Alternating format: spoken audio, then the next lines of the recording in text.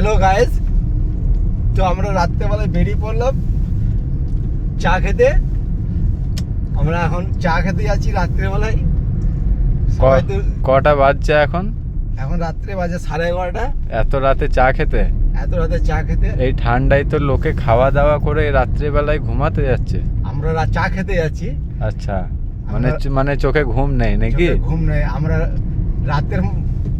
রাতের মৌসুমের যে আবহাওয়ার যে মৌসুম, হ্যাঁ, সেই মজার লুকটা আমরা নিতে যাচ্ছি। আচ্ছা, মানে ওয়েদারের মজাটা নিতে যাচ্ছি। ওয়েদারের মজাটা আমরা নিতে যাচ্ছি। আচ্ছা, তা রাত চড়া পাখি নাকি? আমরা রাতচরা পাখি।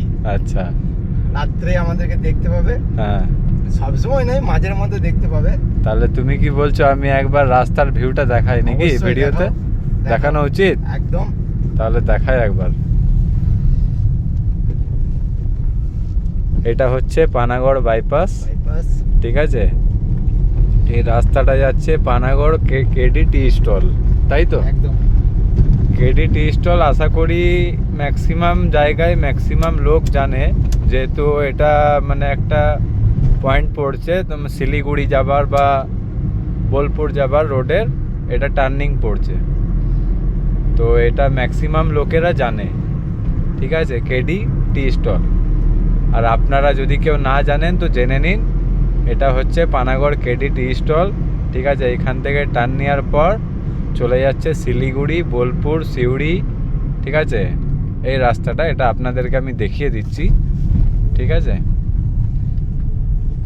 এই যে এই রাস্তাটা যাচ্ছে বোলপুর, সিউড়ি, যেদিকে ট্রাকটা ঘুরছে, ঠিক আছে?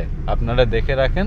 সোজাটা যাচ্ছে। হ্যাঁ, এই সোজাটা চলে যাচ্ছে দুর্গাপুর, আসানসোল, ঠিক আছে? আর আমরা যেদিক দিয়ে গেলাম পেছন দিকে যাচ্ছে বর্ধমান।